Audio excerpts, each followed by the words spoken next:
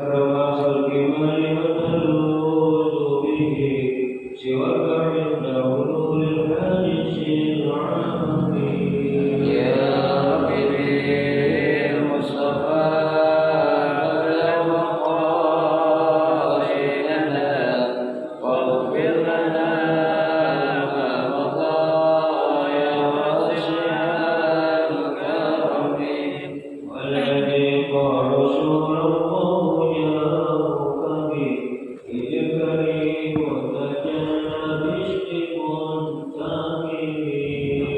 يا رب بالمصطفى بلغ مقاصدنا واغفر لنا ما مضى يا واسع الكرم يا رب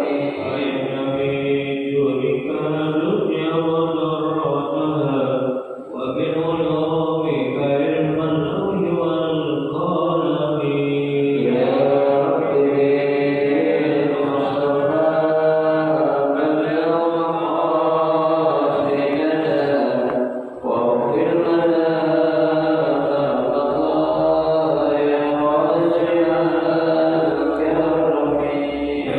الكرم يا رب بالمصطفى بلغ مقاصدنا واغفر لنا ما مضى يا واسع الكرم يا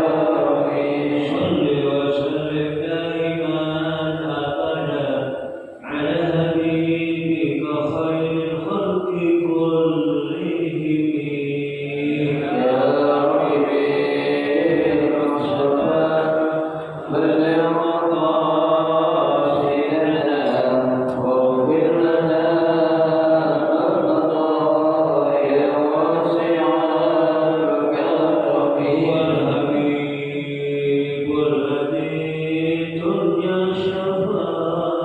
الكرم بكل هول من الأهوال ومكاره يا رب بالمصطفى بلغ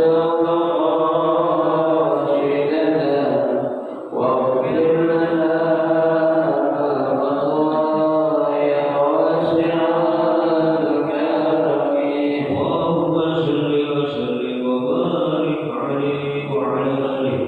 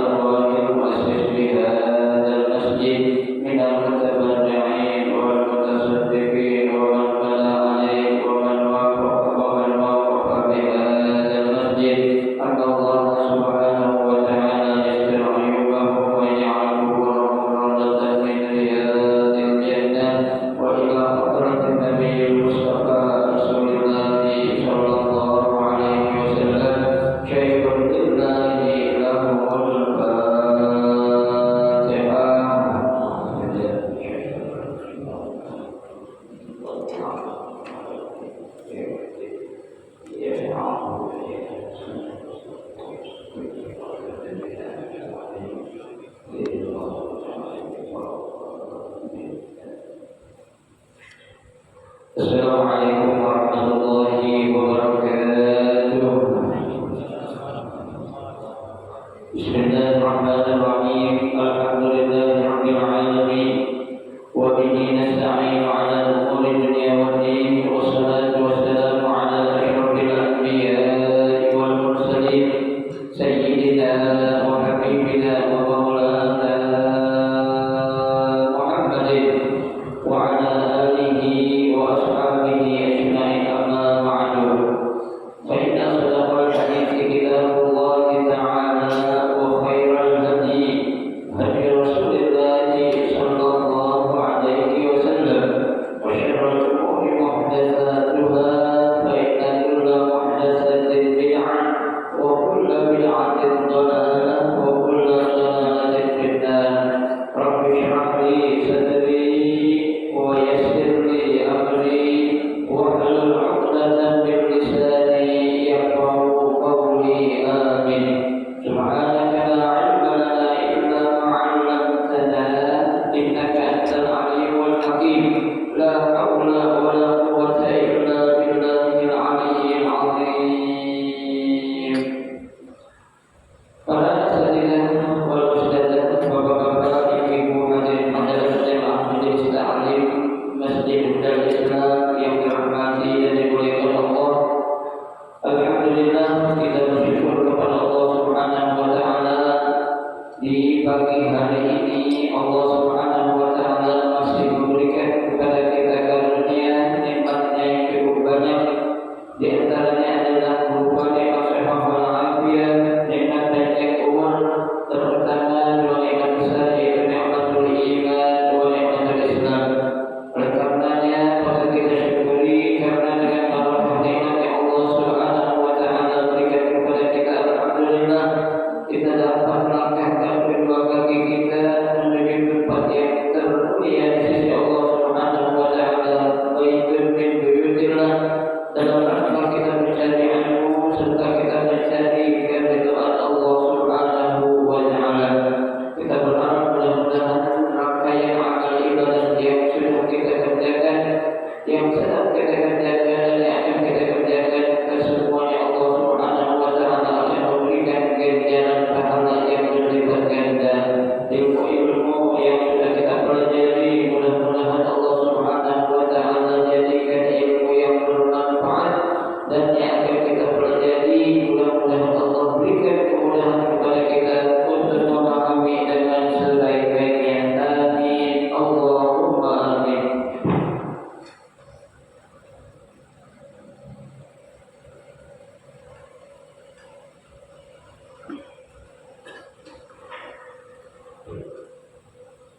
Jemaah sekalian yang berbahagia, mari kita akan melanjutkan kajian kitab Riyadhus Shalihin. Kita masih mempelajari bab tentang an-nasihat, ya, bab nasihat, yaitu hadis yang kedua, ya, dalam bab ini atau hadis yang ke-182 dalam kitab Riyadhus Shalihin. Bismillahirrahmanirrahim. An Jabir bin Abdullah radhiyallahu anhu qala bay'atu Rasulullah sallallahu alaihi wasallam ala iqamis salat wa ita'iz zakat wa nus'a likulli muslimin. Muttafaqun alaih. Hadis yang kedua dari bab nasihat, sanadnya dari Jabir bin Abdullah radhiyallahu anhu, mudah-mudahan Allah Subhanahu wa taala meridhoinya. Qala, beliau berkata, bay'atu Rasulullah sallallahu alaihi wasallam. Ya. Kata Jabir, aku pernah berbaiat kepada Rasulullah sallallahu alaihi wasallam. Ya, jadi baiat di sini artinya berjanji. Ya, baiat itu artinya berjanji kepada Rasulullah. Ya, jadi Sayyidina Jabir bin Abdullah pernah janji di hadapan Rasulullah sallallahu alaihi Ya. Nah, apa yang menjadi janji ya Jabir ya kepada Rasulullah Shallallahu Alaihi Wasallam? Ada tiga. Apa itu yang pertama? Ada iqamatis shalah. Ya, yang pertama Jabir mengatakan ya kalau dia itu akan apa ini? Mengerjakan sholat yang 5 waktu. Ya, itu. Nah, ini ada kata ala iqomi. Ya, ini ala iqomi asalnya itu adalah ala iqomati. Ya, iqomi. Kalau dikatakan menggunakan iqomi bukan iqomati. Sini dijelaskan ya karena apa? Ya, karena ya di sini uzifat tak indal ibabah. Ya, taknya itu dibuang. Jadi bukan kata ya apa itu iqamah ya tapi apa iqamah. Jadi tak marfuthahnya itu dibuang. Ya, ini dalam ilmu nahwu ketika ada tak marfuthah ya itu akan berbentuk jumlahnya itu idhofah ya mudhof ilaih, maka tak marfuthahnya itu harus diapain? Dibuang. Ya, tujuannya apa? Litasbih ya untuk menggampangkan atau meringankan bacaannya. Ya, makanya yang asalnya itu ala iqamati menjadi ala iqami. Ya, cukup apa? Tak marfuthahnya dibuang. Lah kenapa kok dibuang? Karena asalnya itu adalah nanti jumlahnya menjadi idhofah. Ya, itu iqamatis shalah, iqamul mudhof, as-shalatu mudhofun ilaih. Ya, itu kalau yang belajar ilmu tahu. Ya, ilmu nahwu, ilmu nahwu. Ya, itu belajar. Nah, apa maksudnya sholat di sini? Ya, yang pernah dijanjikan atau dibaiat oleh siapa? Jabir. Ya, maksudnya adalah wal muradu al-ityan bil maktubah mutakammilan. Ya, kalau Sayyidina Jabir ini dia pernah berjanji ya berbaiat kepada Rasulullah Shallallahu Alaihi Wasallam kalau dia akan melaksanakan atau menegakkan sholat itu secara sempurna. Ya, jadi bukan hanya sekedar sholat doang. Ya, orang kan banyak aku orang Islam sholatnya kadang apa? Ya, ada yang seminggu sekali, ya, ada yang setahun 2 kali, ada nggak? Ada. Ya, betul. Kita kalau pengen melihat orang Islam, Pak, lihat waktu sholat Jumat atau sholat Idul Fitri. Ya, tapi kalau pengen melihat sholatnya orang yang beriman itu kapan? Subuh nih. Ya, subuh ini adalah menjadi suatu patokan. Ya, tuh seseorang itu punya iman yang sempurna atau tidak. Ya, kita lihat kalau sholat yang lain kayaknya agak gampang, subuh nih agak susah. Ya, nah ini Sayyidina Jabir dia berjanji, ya kalau dia itu akan mengerjakan sholat dengan sempurna. Ya, sempurna apanya di sini? Mutakammilah al-faraid. Ya, baik itu yang merupakan rukunnya. Ya, di sholat itu kan ada namanya rukun sholat. Ya, rukun sholat itu artinya rukun itu sesuatu yang harus, ya, yang mesti, yang tidak boleh tidak. Ya, itu. Kalau Imam Syafi'i mengatakan rukun sholat ada berapa? Ada 13. Ya, ada lagi yang mengatakan 18. Tuh, ya. Nah, rukun-rukun itu kalau sholat kita ini benar harus kita apa ya? Kita jalannya, ya, kita kerjain. Karena kalau namanya rukun tadi saya katakan tidak boleh ditinggal satu pun. Ya, kenapa? Karena dia merupakan apa? Rukun itu artinya apa? Ya, la yatimul wajib illa bihi. Tidak akan sempurna suatu kewajiban kecuali dengan apa? Melengkapi atau melaksanakan rukun tersebut. Ya, itu. Nah, sekarang orang bertanya, Ustaz, banyak tuh kalau orang sholat jangan jauh-jauh sholat yang sunnah aja. Ya, banyak rukunnya yang ditinggalin, gimana itu? Ya, kalau secara hukum yang sebenarnya tak sah sholatnya, kan gitu. Ya, tapi kalau orang itu ngerti ya kaifiyah atau tata cara sholat yang benar, dia akan bisa melakukan sholat meskipun cepat tapi tahu ilmunya. Ya, tapi kan orang ngikutin sesuatu perbuatan atau amalan cuma apaan? Ikut-ikutan doang.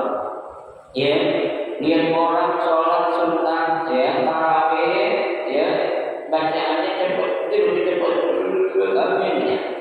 Jangan. Ya, kalau kita nggak tahu ilmunya ya, jangan. Ya, kalau pengen nyari cepet tuh, ya, itu nggak bisa. Kenapa? Karena yang namanya sholat itu kita dapat tomanina. Ya, nggak bisa kita cepat-cepat. Karena Nabi sudah katakan segala sesuatu yang dilakukan apa-apa, ya, tapi pengen cepat-cepat itu sifatnya syaitan. Ya, al-isti'jalu minasyaitan katanya. Ya, perbuatan pengen cepat-cepat artinya itu tidak mengikuti apa tuh aturan. Nah itu cara setan itu. Ya, setan cuma banget yang kayak gitu tuh. Biar kita apa? Biar sholat kita berantakan. Ya, biar sholat kita apa? Biar sholat kita rusak. Biar sholat kita nggak benar. Terus setan menolak katanya. Ya, tapi kalau orang yang punya ilmu dia tahu meskipun cuma tahu ilmunya, insya Allah setan pun nggak akan ngapain menggodanya itu. Ya, baik. Ya, tuh. Jadi apanya? Rukun-rukunnya harus diapain? Ditegakkan atau dilaksanakan. Ya, jawab. Ada juga yang merupakan sunnahnya. Ya, sunnah sholat dia tuh. Ya, sunnah sholat. Ya, kita dianjurkan sholat itu untuk apa? Berjamaah. Ya, sholat apa aja kalau bisa kita melakukannya di masjid secara berjamaah. Ya, bahkan Ibnu Qayyim dan Ibnu Hazm bilang kalau orang Islam dia sholat tapi sholatnya nggak di masjid, nggak berjamaah, maka itu orang sholatnya nggak diterima katanya. Ya, nggak diterima. Makanya ada ungkapan ya la yasihu liyadul masjid illa fil masjid. Ya, nggak sah sholat seseorang yang menjadi tetangga masjid tapi nggak sholat di masjid. Ya, tetangga masjid namanya tetangga gereja jaraknya jauh agak ya, yang namanya tetangga itu paling jauh jaraknya ya taruhlah 1 kilo lah. Ya, tuh nggak jauh-jauh. Ya, Ibnu Hazm bilang kalau dia ngaku tetangga masjid harusnya apa? Sholat di masjid jamaah, subuhnya ke, zuhurnya ke, asarnya ke, maghrib atau isyanya. Ya, kalau dia nggak sholat di masjid apa? Ya, nggak sah sholatnya. Tapi para ulama Asy-Syafi'i mengatakan maksudnya bukan tidak sah, tapi apa? Tidak sempurna sholat seorang laki-laki kalau dia dengan apalagi dengan ada panggilan dari masjid, tapi dia nggak sholat di masjid, Pak. Ya, coba bayangkan kita bakal jadi orang yang rugi. Ya, tuh kenapa rugi? Ada salah seorang sahabat namanya Ummu Maktum. Ya, dia itu seorang yang buta. Tahu buta Pak? Nggak melihat matanya. Ya, tuh nggak melihat. Dia pernah bertanya kepada Rasulullah. Ya, kata Ummu Maktum bilang apa? Ya Rasulullah, hal tajidu li rukhsatan adalah tusalli salat berjamaah. Ya Rasul, adakah menurut kamu satu keringanan yang aku dapati artinya dalam keadaan buta, ya, yang membolehkan saya ini untuk tidak sholat berjamaah? Ya, Nabi bertanya lagi, hal sami'tan tidak? Ya, apakah kamu mendengar kalau ada suara azan? Ya, tuh. Dia menjawab yang waktu apa kata dia? Na'am ya Rasul, sami'tan tidak? Ya, saya dengar kalau ada panggilan azan. Ya, Rasul menjawab, "Idzan la ajidu laka," ya, itu adalah tusalli salat berjamaah. Kalau begitu kata Nabi, tidak ada satu keringanan apapun yang aku bisa katakan untuk wahai waktu untuk kamu tidak sholat berjamaah. Ya, nah bagaimana kita Pak? Ya, kita ini orang yang masih sehat, jalannya gancang, maknanya masih kuat melihat sono sini, ya masih enak lah, jangan jauh juga masih bisa, ya tuh. Kita pengen tuh orang-orang kita tuh kalau sholat jamaah seperti kalau lagi di Mekah atau Madinah, ya berebut mereka sejam setengah sebelum waktu ini udah ngapain? Udah bersegera, ya udah bergegas menuju masjid, ya lagi umrah, begitu pulang umrah balik lagi, ya. Nah ini jangan sampai, ya justru, ya yang namanya hasil atau natijah itu pada badan setelah umrahnya kok lagi semua, iya. Kenapa? Ya memang Ustaz kita kan ngejar pahala, ya iyalah ngejar pahala, ya. Tapi ketika kita ada di sini di tanah air, kita jangan sampai untuk jalan kok kita nggak bisa, ya. Untuk apa ya? Untuk melakukan seperti kita lakukan waktu di mana? Di tanah suci Mekah ataupun Madinah. Ya, coba kita ada bolong-bolong betul untuk sholat itu. Ya, itu. Ini apa? Nabi katakan dalam sebuah hadis kan, sholatul jamaati afdalu min sholatil fardhi bi 25 aw 27 darajah tadi. Ya, sholat berjamaah itu pahalanya lebih banyak daripada orang sholat sendirian. Ya, 25 atau 27 derajat. Tuh, ya. Makanya kita laki-laki sekali lagi saya ajaklah, ya, kalau namanya sholat jamaah itu tidak ada apa nih. Kalau kita bilang sekarang sholat jamaah itu harga mati, ya. Namanya sholat itu kan jangan kita anggap suatu hal yang remeh, ya. Bagi Rasulullah Shallallahu Alaihi Wasallam, ya, panggilan yang paling ditakutin adalah panggilan azan, ya. Nabi gak takut ada panggilan mati, gak takut, ya. Nabi gak takut ada panggilan jihad, gak takut. Tapi bila lagi ada panggilan kepada azan berkumandang, tidak berhak, ya. Dan ketika bila berkumandangkan azan, Allahu Akbar, Allahu Akbar, langsung tutup. Rasul lagi ngapain aja? Berhenti, ya. Tinggalin pekerjaan apapun, jangankan kerjaan lagi sama istrinya, Rasul langsung ngapain? Tinggal ngapain? Menuju, ya, untuk memenuhi panggilan Allah Subhanahu wa taala. Tuh, makanya ada salah seorang ulama, ya, Asy-Syahid yang bernama Hasan Al-Banna, ya, beliau ini ulama yang syahid yang mati terbunuh dari kelompok, ya, Ikhwan Muslimin yang di Mekah, di Mesir. Ya, beliau itu katakan, ya, aqimis sholata mata sami'tan nida. Ya, kerjakan sholat ketika kapan saja kau mendengar ada panggilan sholat. Ya, enggak ada azan, lagi ngapain, kerja apaan, berhenti Pak. Ya, kenapa? Karena itu suatu panggilan yang Allah panggil untuk kita. Ya, kita kalau dipanggil berarti Allah masih sayang sama kita. Sayang. Ya, alhamdulillah kita masih dipanggil. Coba kalau nggak dipanggil, mau nggak? Mau nggak dipanggil? Ya, nggak enak. Ya, sholatlah kita.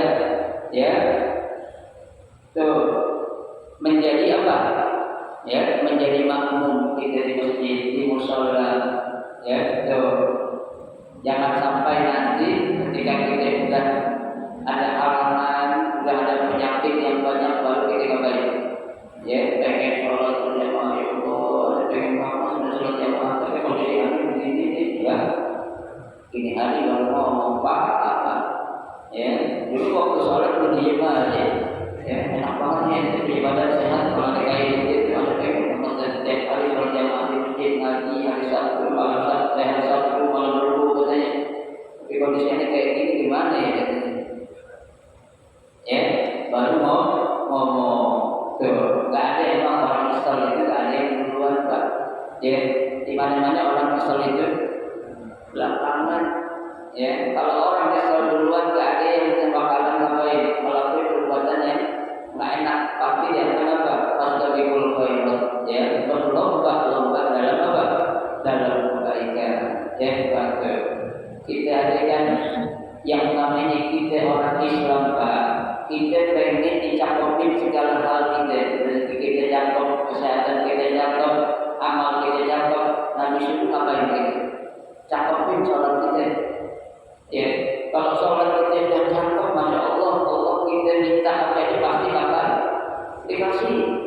Ya, kita kadang tuh makanya Allah bilang kita itu orang zalim. Ya, zalim kepada diri kita, zalim kepada Allah. Minta kepada Allah yang banyak, tapi dengan Allah suruh ibadahnya, pengen ngapain? Cepat-cepat dikit. Allahumma a'ti perwasian, ya Allah berikanlah pada saya rezeki yang banyak. Dengan rezeki kita banyak. Ya, waktu sholatnya pengen dikit, cepat-cepat. Gimana imbang nggak? Nggak imbang. Ya, kita kalau Allah bakal ngomong langsung, ya sebenarnya malu menjadi seorang hamba Allah, Pak. Malu ini kenapa? Ya, Allah sudah ngasih kepada kita itu nikmat banyak banget. Ya, nikmat yang banyak itu sebenarnya Allah ngasih kesempatan sama kita. Ya, agar kita itu apa? Menjadi orang yang apa? Terbaik atau bisa membuat kebaikan setiap waktu. Ya, kapan aja kita ada kesempatan untuk melakukan kebaikan, kerjakan. Ya, urutannya yang wajib dulu dah Allah suruh. Sholat kita yang 5 waktu itu jaga benar-benar. Ya, jangan sholat itu dijadikan sebagai apa? Sampingan. Ya, bukan kewajiban. Ya, sholat wajib. Ya kan? Ketika kita ada nyari nafkah wajib. Nah, kalau ketemu bainal wajib wal wajib, idan tama bainal wajib wal wajib, fakut diman apa itu? Maka didahulukan yang lebih apa? Yang lebih mulia. Ya, itu. Nyari nafkah kita wajib apa laki-laki? Wajib. Sholat wajib. Tapi kita ingat kita akan mencari nafkah. Nafkah itu akan kita dapat yang memberi nafkah siapa? Allah. Ya, jangan kita jadikan ini apa namanya, ya, kerjaan kita itu segalanya sehingga mengalahkan yang lain yang menjadi perintah Allah. Ya, ini yang sampai sekarang yang kadang saya masih miris melihat. Ya, mohon maaf ya, di kantor-kantor saya sering katakan kalau saya lagi mau menyampaikan tugas di kantor-kantor, saya melihat para karyawan pada main HP itu, saya bisa ganti judul khutbah saya. Ya, tadinya saya menyampaikan judul khutbah ini, tapi begitu saya melihat saya Assalamualaikum warahmatullahi wabarakatuh pada yang habis semua. Ya, saya ganti ubah judulnya saya. Ya, kenapa? Saya ganti dengan kaifiyah sholat Jumat. Ya, saya ganti dengan judul bagaimana cara melaksanakan sholat Jumat.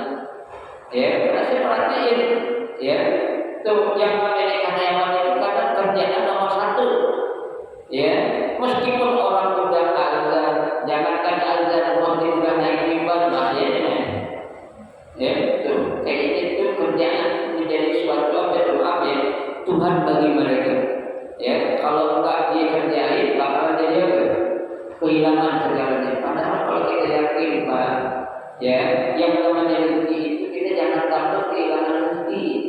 Ya, kan Allah sudah katakan kami yang memberi rezeki kepada kamu. Ya, bukan bos ente, bukan siapa, tapi kami Allah. Ya, nah kalau Allah sudah bilang begitu berarti Allah apa? Janji sama kita. Kira-kira janji Allah pernah nggak janji Allah itu nggak benar? Pernah nggak janji Allah itu bohong? Nggak pernah, Pak. Ya, yang sering bohong siapa? Manusia kita. Ya, minta bangun ya Allah, bangunin dong saya jam 3 bagi tahajud, ketika Allah bangunin. Mampu. Ya, udah minta berarti kita baca. Bohong. Ya, jadi kalau Allah pengen lagi sama kita, ya Allah, habis kita digulang sama Allah. Ya, lu minta bangunin, gua bangunin, tahu-tahu. Ya, lu bangun, dia bangun, cuma bangun pakai alarm gua. Bangun, dia bangun ke kamar mandi gua, kamar mandi ngapain? Tidur lagi. Ya, kan lu minta bangunin kata Allah. Jam 3, jam 4, pengen ngapain? Pengen tahajud, ya. Allah bangunin, dia di situ Allah masih menunjukkan kepada kita kalau Allah itu masih apa? Masih sayang sama kita, Pak. Ya, masih bagus kita minta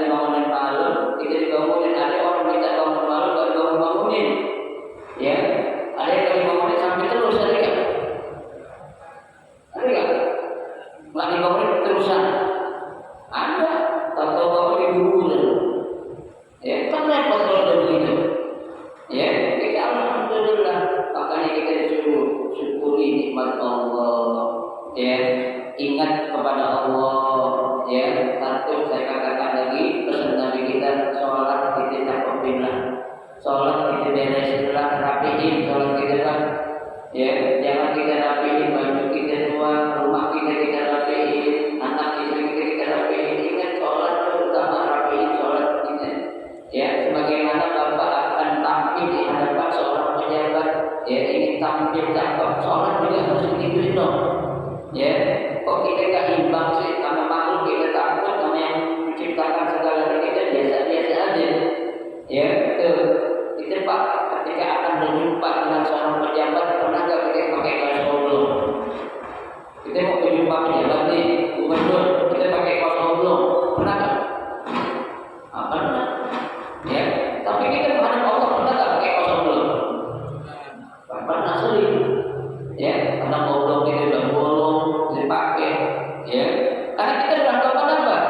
Rasa malu, rasa takut kita masih minim. Ya, kalau kita dalam diri kita ada keyakinan Allah melihat kita, tahu kita, jangan di tempat terang, jangan di tempat ramai, di tempat sepi, di tempat kesulitan yang tertutup. Itu Allah apa ya?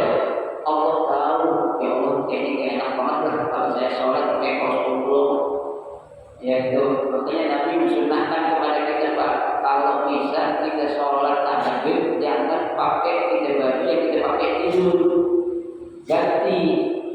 Ya, jika kita asal luar, ya tentang sholat sunat tahajud pakai, kadang baju kena hilang, kena apa, ya buka dong, beli atau pakai pakaian khusus untuk kita balik, untuk kita ibadah. Ya, yang dicampur itu sama yang lain. Untuk kita ibadah itu khusus untuk Allah. Kalau kita ikutin Allah, Pak, yakinlah pada Allah akan campur kita semua. Ya, karena kita sudah membedakan antara bainal khaliq wal makhluk. Ya, Allah itu khaliq. Manusia semua siapapun itu makhluk. Harus kita bedain. Ya, itu kata makna cipta nanti di situ Allah akan lihat kepada kita. Ya, itu makanya siapa? Ya, salah seorang sahabat yang bernama Jabir, dia apa? Berjanji kepada Rasulullah akan melaksanakan sholat secara sempurna. Ya, itu kenapa? Karena beliau tahu mendengar dari Nabi amalan yang pertama kali akan dilihat oleh Allah di hadapan para manusia, yang pertama apanya? Sholatnya. Ya, kalau sholatnya cakep, yang lain ada nggak usah diperiksa lagi. Ya, karena sholatnya cakep, apalagi yang lain. Tuh, ya, itu janjinya siapa? Janji sahabat ya, Jabir bin Abdullah kepada Rasulullah Shallallahu Alaihi Wasallam. Itu yang pertama. Kemudian baiat yang kedua, Jabir kepada Rasulullah adalah apa? Wa ita'iz zakat. Ya, Jabir akan apa? Melaksanakan atau mengeluarkan zakat. Ya, karena yang namanya zakat ini adalah suatu apa? Suatu kewajiban. Maksud zakat di sini kan yang namanya zakat itu hukumnya apa? Wajib. Enggak ada zakat sunnah, enggak ada ya. Kalau sedekah ada yang sunnah, ada yang wajib. Infak